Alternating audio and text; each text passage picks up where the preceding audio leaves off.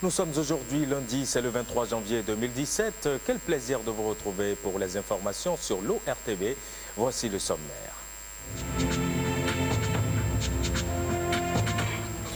Des activités génératrices de revenus pour aider à réduire la pression anthropique sur les réserves de faune. Le projet d'appui à la gestion des aires protégées PAGAP a trouvé la solution pour le parc du W.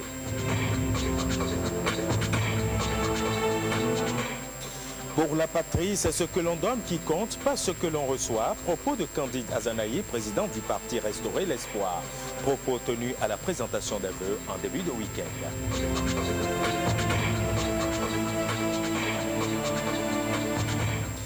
Le pagne tissé à l'honneur ce week-end à Cotonou. Parmi les mannequins, plusieurs hommes et femmes des médias. Ils étaient présents sur le thé.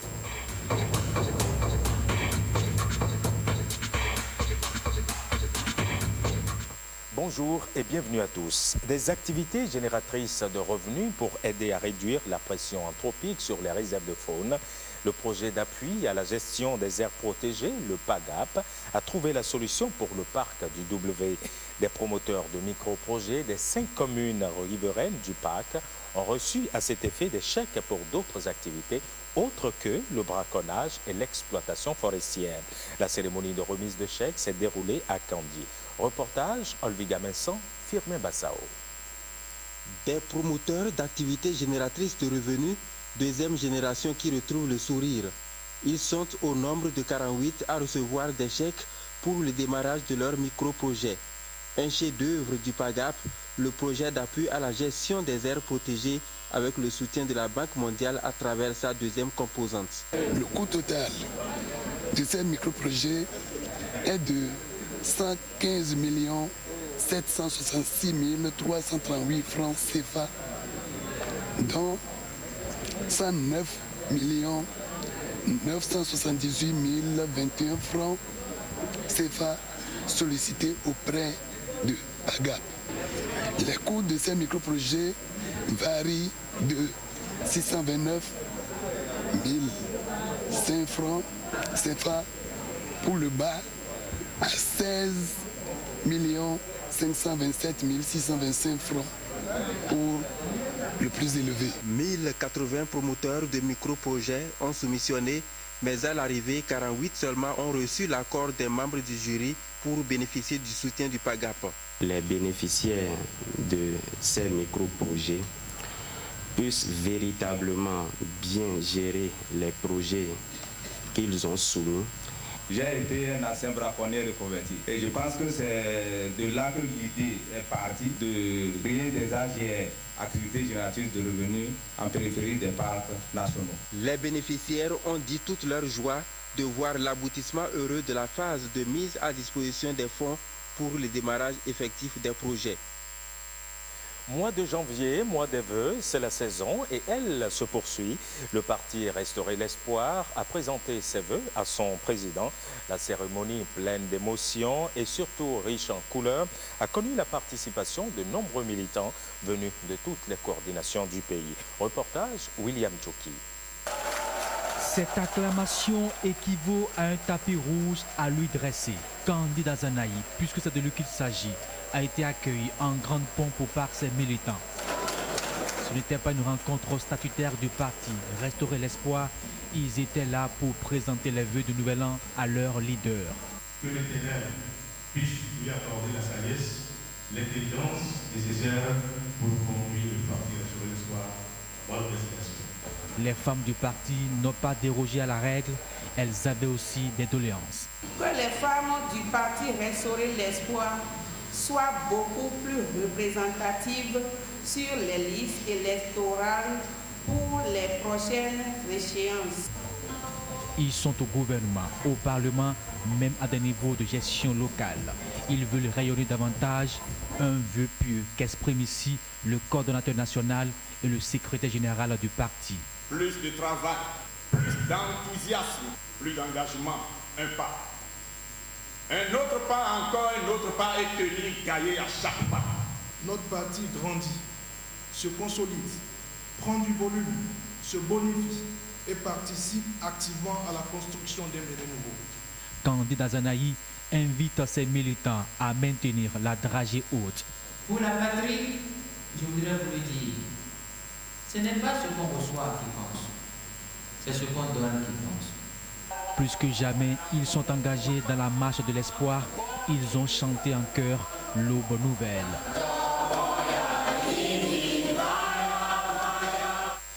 Barack Obama, vous le savez, a fait ses adieux à la Maison-Blanche. Il a cédé son fauteuil à Donald Trump, qui devient le 45e président des États-Unis d'Amérique. Mais le style Obama a frappé beaucoup d'Africains et surtout beaucoup de Béninois. Que retiennent les Béninois du bilan du président Obama? Les avis sont partagés. Koudous Abdoulaye a promené son micro dans les rues de Cotonou. Suivez plutôt. Barack Obama a été élu en 2008 par une génération qui est arrivée sur les réseaux sociaux. C'est la première campagne qui a été menée essentiellement sur les réseaux sociaux. Et donc c'est le président jeune, le président qui a porté des espoirs d'une population meurtrie par 8 ans de lutte contre le terrorisme avec ce que ça coûte. Donc il a essayé d'apaiser le peuple américain dans sa gestion. On lui reproche un manque d'autorité parce qu'il a voulu être un président plutôt apaisant et apaisé.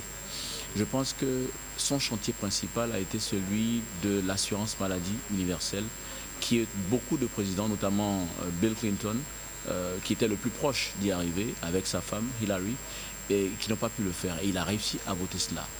Maintenant, il faut savoir que sa gestion internationale a été un peu chaotique parce qu'il s'est concentré sur les problèmes de l'Amérique, l'économie américaine, qui a redécollé sous son mandat.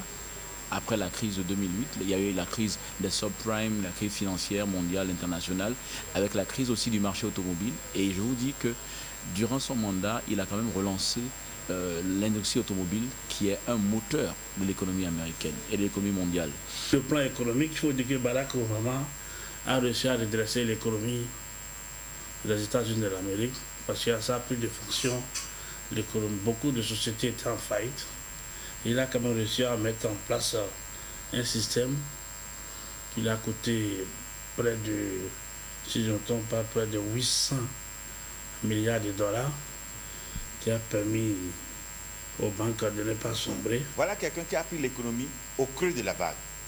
L'affaire des subprimes. La France aussi était à ce niveau. La France n'en s'est pas sortie encore. Mais Obama a pu partir de cette situation pour arriver à une croissance très honorable. Ça, c'est à son actif. La seule chose qui a manqué à Obama sur le plan interne, c'est la rétribution de la richesse créée, qui n'est pas allée jusqu'au fond. Et voilà en fait ce qu'on peut lui reprocher dans la gestion interne. Dans la gestion au niveau international, ça a été de la catastrophe. La catastrophe pour la puissance américaine. Lorsque l'on dit, par exemple, qu'on ne doit pas franchir une ligne rouge et en Syrie et qu'on franchisse cette ligne rouge, et rien ne se passe, c'est une faiblesse du pays le plus puissant au monde. Lorsqu'on vient assassiner Kadhafi par un manchon d'État et à la fin de son mandat, on s'excuse pour dire en fait que c'était pour accompagner la France et l'Angleterre qui aussi les avait accompagnés pour l'Afghanistan et qu'on fait ce mea culpa, je crois que c'est un crime d'État.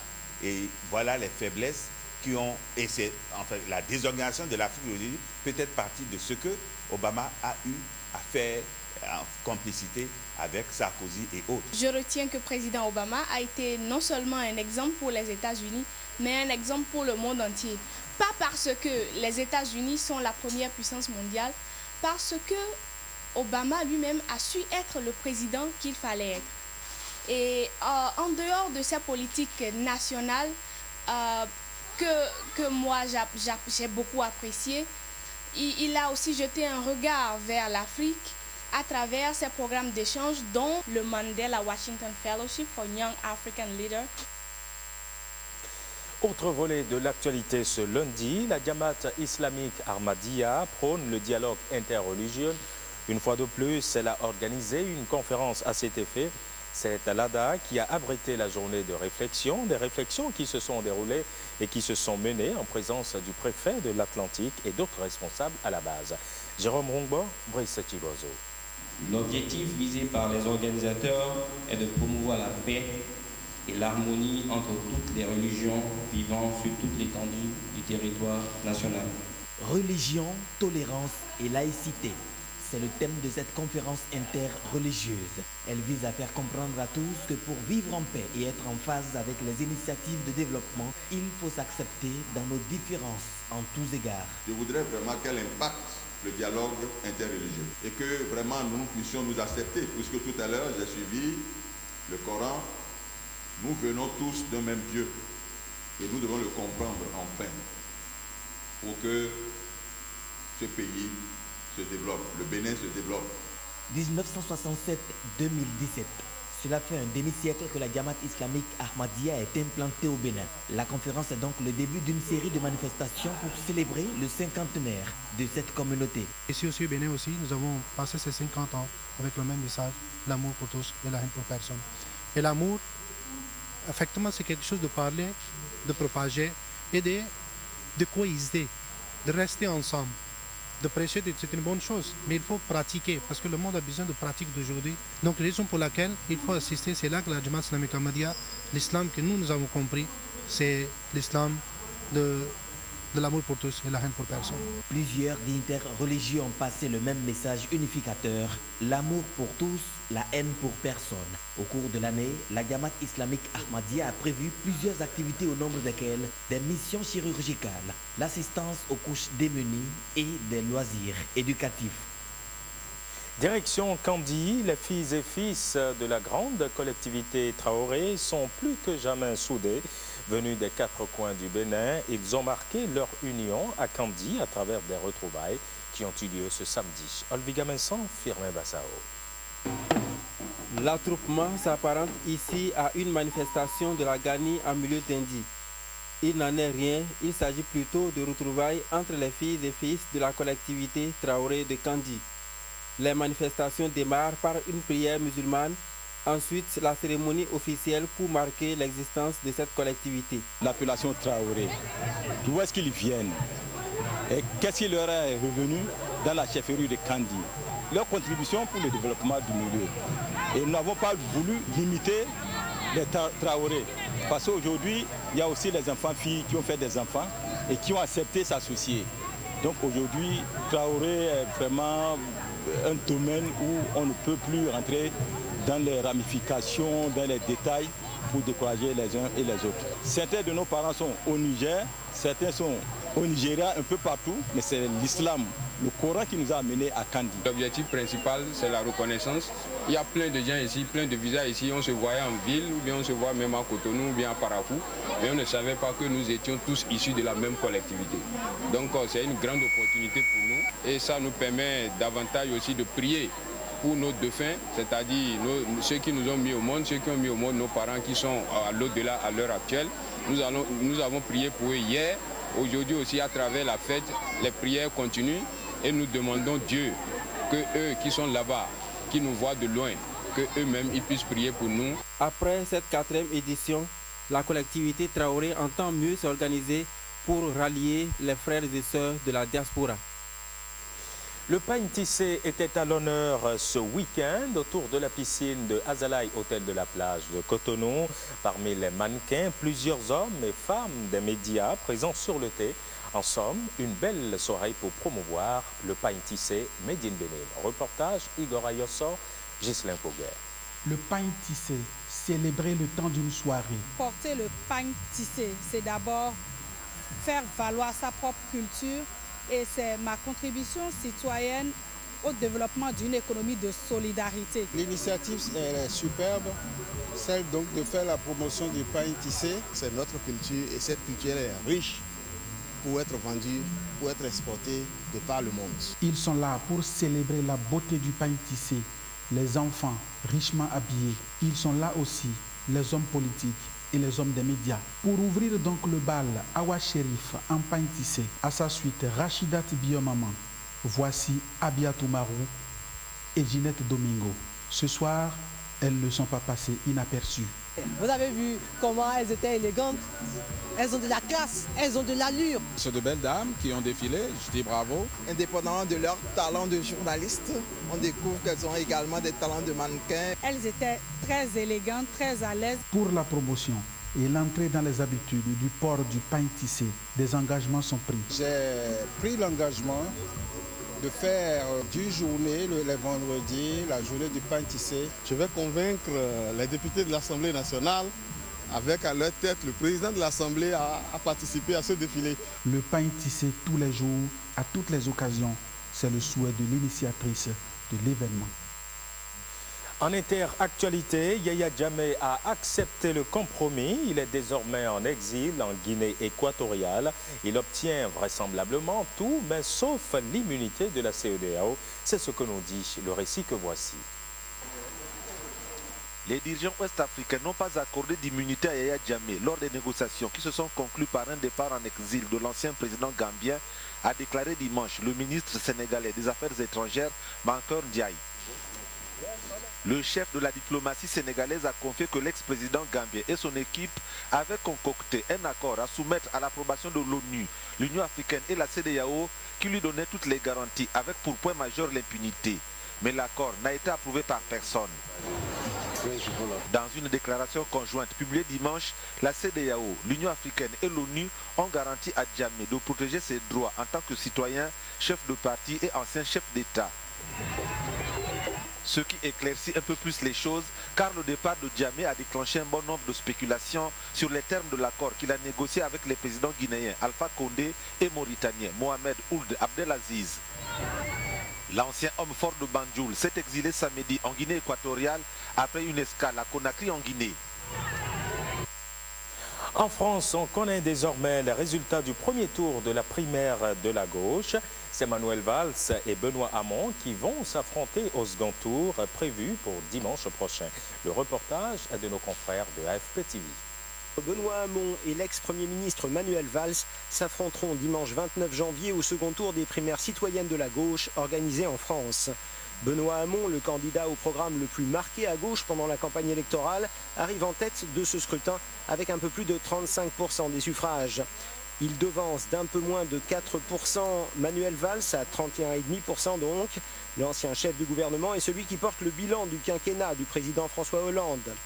Le troisième homme, Arnaud Montebourg, arrivé loin derrière, a reconnu sa défaite et il a appelé ses électeurs à reporter leur voix dimanche prochain sur Benoît Hamon, renforçant ainsi les chances de celui-ci de remporter le scrutin.